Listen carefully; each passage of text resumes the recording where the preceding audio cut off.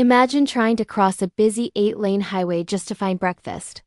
This terrifying reality is why we need to answer what are wildlife corridors. Habitat fragmentation is currently one of the biggest threats to global biodiversity. Roads, cities, and fences have sliced up the natural world into tiny islands. But there is a solution that reconnects these broken landscapes effectively. By the end of this video, you will understand the full wildlife corridor's definition. We will explore specific examples and see how they save entire ecosystems. At its simplest level, a wildlife corridor is a link of wildlife habitat. It joins two or more larger areas of similar wildlife habitat together. These connections allow animals to move freely between different isolated populations. Without this movement, species face genetic deterioration and eventual local extinction. Let us dive deeper into the specific wildlife corridor's meaning and function. Corridors for wildlife can look like natural riparian zones along riverbanks. They can also be man-made structures like green bridges over freeways. The goal is always the same, which is to allow safe passage for animals. This movement is essential for finding mates, food, and fresh water sources. When we look at examples of wildlife corridors, the variety is truly amazing.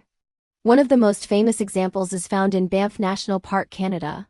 Here, massive overpasses allow grizzly bears and wolves to cross the Trans-Canada Highway. Since their construction, these structures have reduced wildlife vehicle collisions by 80%.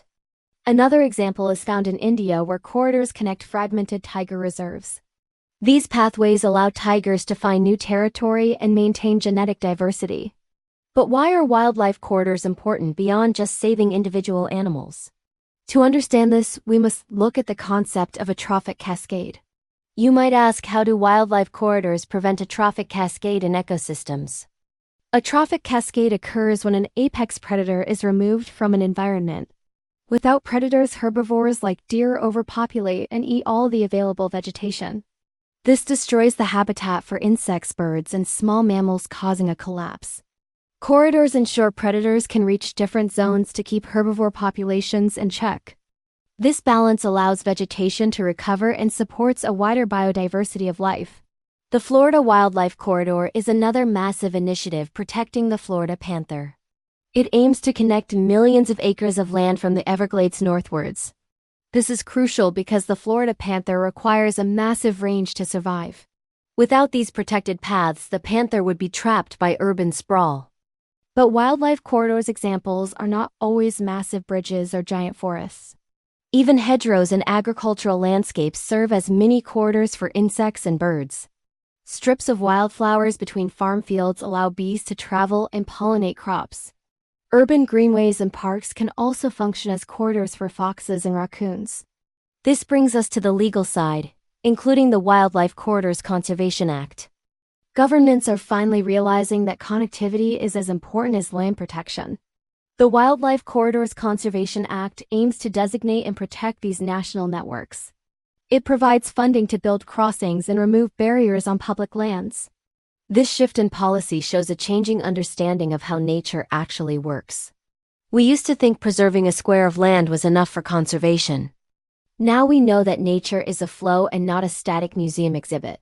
Climate change is making the need for these corridors even more urgent today.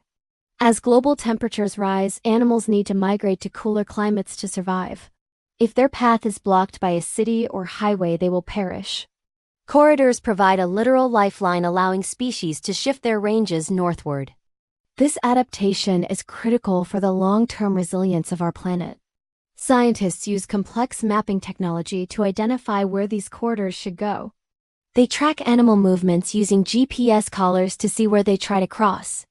This data helps engineers decide exactly where to build underpasses or bridges. The economic benefits of corridors for wildlife are also becoming very clear. Reducing collisions between cars and large animals saves millions of dollars annually. It also saves human lives, making our roads safer for everyone involved. So, what is wildlife corridors' significance for the average person watching this? It changes how we view development and our own place in the natural world. We can design our infrastructure to work with nature rather than against it. Every time a new road is planned, we must ask if it cuts a corridor. Local communities can also get involved by planting native hedges and gardens. Creating stepping stones through suburbs helps birds and pollinators move through cities. The wildlife corridor's meaning extends to a philosophy of coexistence and respect. We are moving away from conquering nature to connecting with it fundamentally.